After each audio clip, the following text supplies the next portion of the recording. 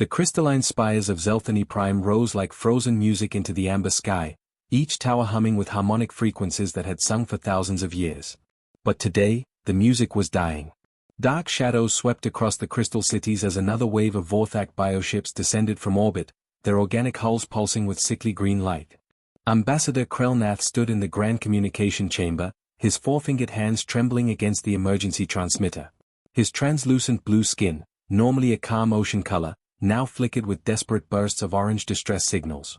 Around him, the other council members huddled together, their bioluminescent patches dim with fear. The Vorthak bioships looked like twisted insects magnified to the size of battleships. Their shells were black carapaces that seemed to absorb light itself, and tentacle-like appendages writhed from their undersides, already releasing clouds of conversion spores that would transform the beautiful crystal gardens below into feeding grounds. "Look at them," whispered Council Leader Veltar, her elderly form shaking. "They turn everything into themselves. Our sister world of Kelthara, nothing remains but grey sludge and breeding pools." Krelnath watched through the chamber's crystal dome as Vorthak drones swarmed like angry wasps around the fallen outer ring. The creatures were nightmare fuel, insectoid beings the size of ground vehicles, with mandibles that could slice through crystal like butter. Behind them came the converters, massive slug-like beings that secreted acids to break down all organic and mineral matter into digestible paste. "We are a people of art, music, and crystal growing," Krelnath said, his voice heavy with despair. "Our ships are for exploration, not war. Our minds are for creating beauty, not destruction." The Zelthany had never needed weapons. Their crystalline cities were powered by harmonic resonance, their ships moved through space using gravitational song, and their culture had evolved around the belief that all life was sacred. They had no concept of military strategy, no warrior caste, no weapons beyond simple tools. "The defense satellites are failing," reported Texing Amordan from his crystal interface. "The bioships simply absorbed them. Turned our own technology against us." Krelnath pressed his hands against the emergency transmitter, feeling the cool crystal warm under his touch. The device was their last hope, a quantum broadcaster capable of sending signals across the galaxy instantly. "This is the Zelthany Confederation broadcasting on all emergency frequencies." His voice crackled across subspace, carrying the harmonic undertones of his species' natural communication. "Our worlds are dying. The Vorthak swarm consumes everything in its path. We are not warriors. We have no weapons of war, no knowledge of battle. Please, anyone who can help us. We offer all our art, all our music, all our crystal-growing knowledge to any species that can save our people." The signal shot through subspace, bouncing off quantum beacons and racing toward the spiral arms of the galaxy. It passed through the territories of the peaceful Galanian traders, who possessed only merchant vessels. It reached the scientific enclaves of the Mentiki, whose greatest weapons were research probes. It touched the edges of a dozen civilizations who heard the plea and felt helpless. Finally, the signal reached the edge of a quarantine sector marked in red across all galactic navigation charts. "Extreme hazard, Deathworld species, approach prohibited." In a concrete bunker buried deep beneath the Rocky Mountains on Earth, Lieutenant Jane Mitchell was monitoring the deep space communication arrays when her screens erupted with alien data. Her coffee mug slipped from her hands as she processed what she was hearing. "Holy," she whispered, then caught herself. "Professional protocol. Always professional protocol." The Deep Space Monitoring Station was humanity's ear to the galaxy, a facility that most humans didn't even know existed. Banks of quantum computers translated alien languages, while massive radio telescopes swept the skies for signs of intelligent life. "Admiral Thompson, you need to hear this right now," Jane called across the command center, her voice tight with urgency. Admiral James Thompson was reviewing fleet deployment schedules when Jane's voice cut through his concentration. The old sailor had seen 3 colonial wars, 2 pirate suppression campaigns, and more boarding actions than he cared to count. But something in the young lieutenant's voice made his combat instincts prickle. He listened to the alien transmission, watching the holographic display show the location of the distress call. His weathered face, marked by a scar from the Proxima incident, remained impassive as the translator rendered the desperate alien words into English. "Peaceful species under attack," he muttered, already calculating jump distances and fleet availability. "No military capability." Within 3 minutes, he was on the secured quantum line to General Rebecca Hayes at Terran Defense Command on Lunar Base. The connection crackled with encryption algorithms before clearing. "General, we've intercepted an alien distress call. Peaceful civilization under attack by hostile species. Grid reference follows. I'm requesting immediate deployment authorization for humanitarian intervention. General Hayes didn't hesitate. In the human military, protecting the innocent wasn't just policy, it was gospel. Approved, Jim. Take the Third Fleet. Show them what human peacekeeping looks like. The orbital shipyards around Mars looked like a swarm of mechanical fireflies against the red planet's dusty surface. Massive construction platforms, each the size of a city, hummed with activity as the human fleet assembled. Welding torches sparked like stars as technicians made final modifications to weapon systems, while supply drones zipped between ships like metal insects carrying death. Captain Robert Davis stood on the bridge of the dreadnought Indomitable *, watching through the armored viewport as his fleet took shape. The ship beneath his feet was a kilometer of pure destruction wrapped in titanium steel plating. Its main guns could crack a moon in half, and its secondary batteries were designed to turn asteroid fields into cosmic dust. "Beautiful sight, isn't it, sir?" said Lieutenant Commander Helen Parker, her fingers dancing across the holographic tactical displays that surrounded the command center. Her screens showed hundreds of ships moving into formation with the precision of a deadly ballet. "Never gets old," Davis replied, watching a squadron of Wolverine-class destroyers slide into position. Each destroyer bristled with electromagnetic railguns that could fire projectiles at a significant fraction of light speed. Their hulls were painted matte black with glowing blue energy conduits, giving them the appearance of technological predators. Behind the destroyers came the fleet carriers, massive vessels that looked like flying cities. The carrier Valkyrie alone held 200 atmospheric fighters and 300 space superiority craft. Each fighter was crewed by pilots who trained in gravitational forces that would turn most galactic species into organic soup. "Sir, the stealth frigates are reporting ready," announced Tactical Officer Brad Wilson. "All 36 ships have full nuclear loadouts." The stealth frigates were humanity's answer to surgical strikes. Each one carried enough antimatter warheads to glass the surface of a continent, yet they could slip past detection systems like ghosts. Their hulls were covered in metamaterial that bent electromagnetic radiation around them, making them nearly invisible to sensors. "What about the heavy cruisers?" Davis asked. "The Thunderbolt squadron is loaded with kinetic bombardment platforms," Wilson replied, checking his readouts. "Each ship carries 500 tungsten rods, orbital drop capability." Davis nodded. The kinetic bombardment system was elegantly simple, just tungsten rods dropped from orbit at tremendous speed. No explosives needed. When they hit, the kinetic energy alone could level cities. Humans called them telephone poles from God. "Admiral Thompson is requesting final status report," Parker announced as she received the incoming transmission. Admiral Thompson's weathered face appeared on the main screen, broadcasting from the command dreadnought Defiant Star. Behind him, the bridge crew moved with the calm efficiency of people who had done this many times before. "All ships report ready, Admiral," Davis called out across the communication link. "We have 200 vessels, full combat loadout. The Hammer squadron has their plasma cannons charged, the Lightning group is running full stealth protocols, and the marine transport ships are loaded with 30,000 troops." Thompson nodded approvingly. "Outstanding work, people. Standard humanitarian mission protocols are in effect. We go in hard, we go in fast, and we make sure the bad guys know they picked the wrong fight." In the weapon bays of the fleet, automated systems loaded shells the size of train cars into the main guns. Each round contained enough explosive power to level a mountain, and the ships carried thousands of them. The missile batteries held smart warheads that could track targets across star systems, while the point defense systems could track and destroy objects as small as incoming bullets. "Sir, the Marine commanders are reporting ready," said Colonel Janet Hayes over the comm system. Her voice came from the assault transport Iron Fist where 30,000 of humanity's finest warriors waited in powered armor. Each Marine carried weapons that could punch holes through tank armor, and their combat suits could operate in any environment from crushing ocean depths to the vacuum of space. The support ships formed their own deadly constellation.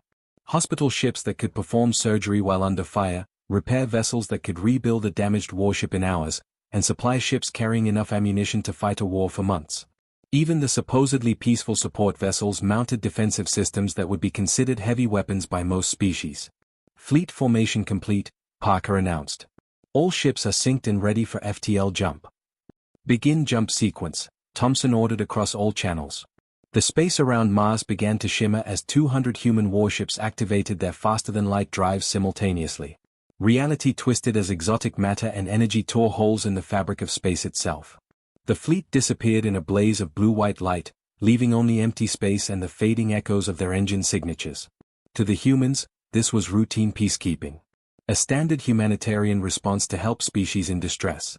They had no idea that their light intervention force carried more destructive power than entire galactic civilizations possessed in their combined military forces. In the depths of space, quantum sensors registered the massive energy signature of the departing human fleet. Across the galaxy, ancient monitoring stations designed to track dangerous species recorded the movement and updated their threat assessments. The humans were coming, and they were bringing everything they needed to solve the problem permanently. The Vorthak hive mind had consumed civilizations across 12 star systems, its collective consciousness drunk on the memories of billions of devoured souls. But now, something impossible was happening. Deep in the bioneural networks that connected every Vorthak creature across space, alarms were screaming in frequencies that hadn't been used for millions of years. The quantum sensors embedded in their largest bioships detected energy signatures tearing through subspace that defied all known physics. The readings were wrong. They had to be wrong. No species in the galaxy possessed technology that could generate such massive power outputs while maintaining perfect formation cohesion across hundreds of vessels. In the deepest genetic memory banks of the hive mind, ancient survival instincts suddenly awakened. Primal fears that had been buried since the Vorthak evolved from prey animals on their long-dead homeworld began flooding the collective consciousness. For the first time in eons, the Vorthak experienced something they had forgotten how to feel: terror. The bioships orbiting Zelthany Prime began emitting distress pheromones, their organic hulls rippling with waves of panic. The smaller Vorthak drones, creatures the size of small buildings with razor-sharp mandibles, suddenly stopped their feeding frenzy and began clustering together in defensive formations. "Something comes," whispered the hive mind through a billion throats across the fleet. "Something older. Something hungrier." On the surface of Zelthany Prime, Ambassador Krelnath stood in the ruins of the Crystal Gardens, watching the sky through a web of cracks in the protective dome above. The Vorthak bioships had been descending in waves for 3 days, systematically converting the beautiful crystal cities into grey-feeding sludge. But now, something was different. The alien invaders had stopped their advance and were clustering together like frightened animals. The space around Zelthany Prime began to shimmer and twist. Reality bent as massive tears appeared in the fabric of space itself, glowing with blue-white energy that hurt to look at directly. Then, like predators emerging from shadows, the human fleet materialized. Krelnath's 4 hearts nearly stopped beating. The human ships didn't just appear, they erupted into existence in perfect attack formation, 200 vessels arranged in a 3-dimensional sphere of death that surrounded the entire planet. Each ship was a monument to destruction, their dark hulls covered in weapon systems that seemed to drink in the light of Zelthany's twin suns. The lead vessel was massive beyond comprehension, easily 5 times larger than the biggest Vorthak bioship. Its hull bristled with gun barrels the size of city blocks, and energy readings from its power core made the crystal sensors overload and shut down. Smaller ships flanked it like a pack of metal wolves, their sleek forms radiating menace. "By the crystal song," whispered Council Leader Veltar, her translucent skin flickering with patterns of pure terror. "What have we summoned?" The human ships moved with predatory grace, their formations shifting and flowing like a school of mechanical sharks. Point defense systems tracked every piece of debris in orbit, weapons that could atomize incoming missiles turned to focus on the Vorthak fleet. The very presence of the human vessels seemed to bend space around them, their gravity wells creating visible distortions in the fabric of reality.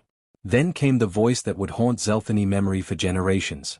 "Zelthany leadership, this is Admiral Thompson of the Terran Defense Force." The transmission cut through all frequencies with casual authority. The human's voice was calm, almost bored, as if genocide was just another item on his daily schedule. "We received your distress call. We're here to resolve your parasite problem. Please clear all civilian traffic from combat zones. Acceptable losses are projected at 12%. Krelnath felt his bioluminescent patches dim with shock. 12%, he whispered to the council members huddled around him. 12% of what? "Acceptable losses," repeated Texinger Mordan, his voice hollow with realization. "They speak of death like we speak of weather patterns." The human admiral continued his transmission with the same matter-of-fact tone. "We show multiple hostile biosignatures in your orbital space. Recommend all Zelthany vessels maintain minimum safe distance of 10,000 kilometers from combat zone. We cannot guarantee survival of any vessel within the engagement envelope." Admiral Thompson's image appeared on their crystal communication screens, a weathered human face marked by scars, eyes that had seen too much war. But what terrified the Zelthany most was his expression of mild concern, as if their apocalyptic situation was merely a minor inconvenience. Target assessment complete, came another human voice over the military channel. We count approximately 400 bioships, various classes. Estimated engagement time, 6 hours maximum. 6 hours? Veltar gasped. The Vorthak have been unstoppable for centuries. Around Zelthany Prime, the human fleet began moving into combat positions. The massive dreadnoughts powered up weapons that made space itself glow with released energy.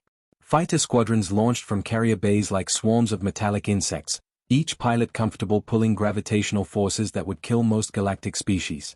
The Vorthak hive mind screamed across subspace as it finally understood what it faced. These weren't just another species to be consumed.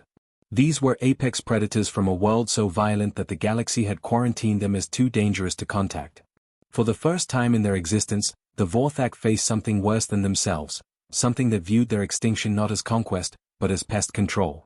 The Battle of Zelthany Prime began at 0347 Standard Galactic Time when Admiral Thompson gave the simple order that would echo across the galaxy: all units, weapons free. Show them what happens when you hurt innocent people. The human dreadnoughts opened fire first. Their main guns, massive electromagnetic cannons the size of skyscrapers, hurled tungsten shells at 12% of light speed. The projectiles hit the largest Vorthak bioships with the force of nuclear weapons, punching clean through their organic hulls and exploding out the other side in showers of alien gore. Direct hit on bioship Alpha 7, reported Tactical Officer Brad Wilson from the bridge of the Asterisk Indomitable Star. Target neutralized. Moving to next priority target. But the real terror began when the fighters launched. Captain Tom Bradley pulled his Raptor-class fighter into a dive that would have turned most galactic species into liquid paste. 8 full Gs of gravitational force pressed against his body as he twisted through a swarm of Vorthak attack drones, but his enhanced pilot suit and years of brutal training kept him conscious and deadly. Fox 3, he called over the comm as his missiles locked onto a bioship the size of a city block. The smart warhead streaked through space, their AI guidance systems calculating impact points faster than biological minds could process. The explosions lit up space like new suns. Lieutenant Patricia Hayes rolled her fighter inverted and dove through a cloud of Vorthak spores that would have dissolved any other species aircraft in seconds. Her fighter's hull was designed for atmospheric entry at hypersonic speeds. A few organic acids weren't going to slow her down. These bugs are uglier than the ones back home, she muttered, triggering her rotary cannon. The weapon fired depleted uranium rounds at 6,000 rounds per minute, each bullet capable of punching through tank armor. The Vorthak drones, built for terrorizing peaceful species, simply disintegrated under the onslaught. The Vorthak hive mind reeled in confusion and growing terror. These human fighters moved in ways that defied physics, pulling maneuvers that should have killed their pilots instantly. They fought in 3 dimensions with an instinctive understanding of space combat that seemed built into their genetic code. Impossible, the hive mind whispered through 1,000 bioship neural networks. No species can withstand such forces and live. But humans weren't like other species. They had evolved on a world where survival meant adapting to crushing pressures, toxic atmospheres, and gravitational forces that would cripple other life forms. What seemed impossible to the Vorthak was just another day at the office for human pilots. When the Vorthak bioships tried to retreat into the toxic storm clouds surrounding Zelthany's outer moon, they discovered that humans had an answer for that too. Marine assault teams, prepare for hostile boarding action, came the voice of Colonel James Shaw over the military channel. Environmental suits rated for Class 5 toxic atmospheres. Standard search and destroy protocols. The human assault transports punched through the storm clouds like armored bullets, their hulls shrugging off atmospheric conditions that would have melted most spacecraft.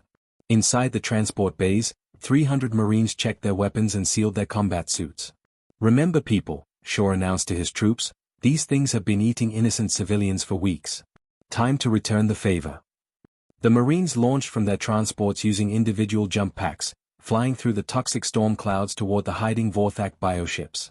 The atmosphere around them was a lethal cocktail of sulfuric acid and methane that would dissolve most galactic species in minutes. The crushing gravity of the moon would have flattened any other warriors into paste. The humans didn't even slow down. Sergeant Kelly Thompson was first through the hull breach, her plasma cutter having sliced through the bioship's armor like it was made of paper. Inside, The ship was a nightmare of organic corridors and dripping flesh, but she'd seen worse in the sores of New Detroit.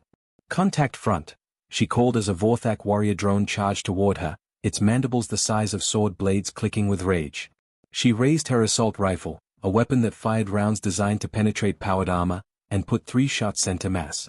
The creature exploded like a ripe melon. The Vorthak had evolved to terrorize civilizations that had never known true violence. They were predators designed to hunt peaceful prey. But humans were predators that had spent their entire evolutionary history hunting other predators. "They hunt us," the hive mind screamed in panic across subspace. "We are the prey. How is this possible?" Captain Shaw led his assault team deeper into the bioship, following corridors that pulsed with alien heartbeats. The Vorthak defenders threw everything they had at the human marines: toxic spores, acid sprays, creatures bred specifically for killing. Nothing worked. The humans adapted to every attack, countered every defense, and pressed forward with methodical precision. "Reactor core located," Shaw reported over the comm, "planting charges now." The bioship died from the inside out as human explosives tore apart its central nervous system. Around the outer moon, dozens of similar operations were playing out as human marines turned the Vorthak ships into floating graveyards. By hour 73, space around Zelthany Prime was filled with the drifting remains of what had once been an unstoppable swarm. The threat that had consumed 12 star systems in its march across the galaxy was extinct, wiped out by a species the Vorthak had never even heard of 3 days ago. Admiral Thompson stood in what remained of the Vorthak command bioship, his boots crunching on pieces of crystallized alien flesh.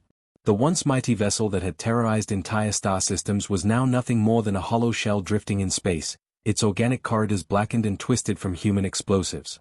His combat armor, a masterpiece of human engineering that could withstand planetary bombardment, showed barely a scratch after 3 days of brutal fighting.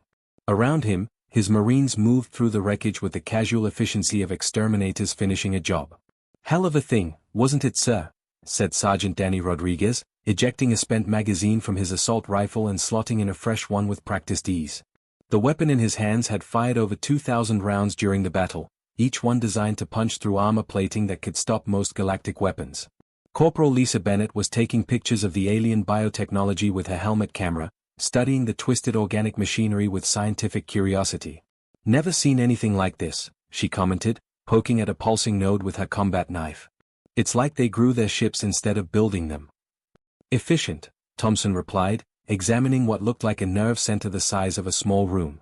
"Disgusting, but efficient. Too bad they used it for genocide." The human marines treated the aftermath of their victory like any other cleanup operation. They catalogued alien technology, secured potential intelligence assets, and made sure no Vorthak survivors were hiding in the wreckage. To them, this had been just another day at work. "Admiral, Captain Davis reports all sectors cleared," came the voice of Lieutenant Commander Helen Parker over the comm system. "Final count, 437 enemy bioships destroyed, 0 human casualties, minimal ammunition expenditure." Thompson nodded. 0 casualties. It had been almost disappointingly easy. The Vorthak had been terrifying to peaceful species, but against humans they'd been about as threatening as angry house cats. "Mission accomplished, sir," Captain Robert Davis reported over the fleet channel. "Enemy eliminated. Zelthany space is secure. Estimated time for full system cleanup, 6 hours." The cleanup involved human salvage teams collecting useful alien technology while destroying anything that might pose a biological hazard. Massive industrial ships arrived to scoop up the remains of bioships, their crews protected by environmental suits that could handle any toxin the galaxy had to offer. But when Admiral Thompson finally met with Ambassador Krelnath aboard the Zelthany flagship, the atmosphere was far from celebratory.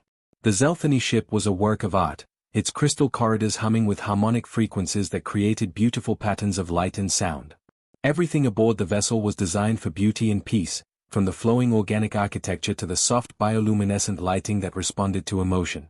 Krelnath waited in the main council chamber, surrounded by the other Zelthany leaders. Their translucent blue skin, normally glowing with peaceful patterns, was dim and muted. When Thompson entered the room, still wearing his combat armor, several of the aliens physically recoiled. "Admiral Thompson," Krelnath managed, his four-fingered hands trembling slightly. We are grateful for your intervention." Thompson studied the alien's face, noting the fear that rippled across his bioluminescent patches. "You don't look grateful. You look terrified." The honesty in the human's voice made several Zelthany Council members flinch. Among peaceful species, such directness was considered almost aggressive.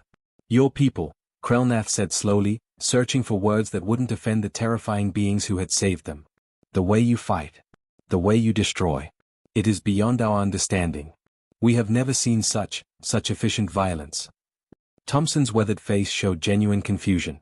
We came to help. Those parasites were hurting innocent people, so we stopped them. Permanently. Isn't that what you wanted? Yes, but... Council leader Veltar spoke up, her voice barely a whisper. Your soldiers spoke of death like we speak of music. Your weapons turned living beings into nothing. And you did it all so easily. War is war, Thompson replied with a shrug. You asked for help, we gave it. The Vorthak won't be bothering anyone anymore. The casual way he dismissed the extinction of an entire species sent chills through the Zelthany leadership. They had witnessed humans erase a threat that had consumed 12 star systems in less than 3 days, and the humans treated it as routine maintenance. Later, Thompson filed his after-action report from the bridge of the asterisk Indomitable Star. Mission: Humanitarian intervention successful. Enemy forces neutralized with extreme prejudice. Recommend monitoring sector for potential biohazard cleanup. Casualties, 0. Mission classification: routine peacekeeping operation. But across the galaxy, other species were quietly updating their databases based on long-range sensor readings of the battle. The peaceful Galanian Confederacy marked human space with warning beacons. The scientific Mentiki Collective classified humans as apex extinction event in their biological databases. Even the warrior merchant Krognak Empire, known for their aggressive expansion, marked human territory as avoid at all costs. In the weeks that followed, the Zelthany struggled with their new reality.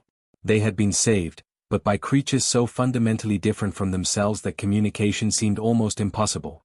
The humans had saved them with the same casual efficiency that the Zelthany used to grow crystals.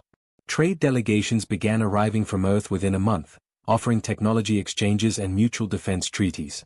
The human diplomats were friendly, professional, and completely unaware of how terrifying they appeared to other species. They spoke of peace while carrying weapons that could level continents, discussed trade agreements while their ships maintained weapon locks on everything in sensor range. The Zelthany learned to live with their new reality. They had called for salvation and received it from the most dangerous predators in the galaxy. Beings who considered extreme violence just another tool for helping their neighbors and protecting the innocent. *The End*.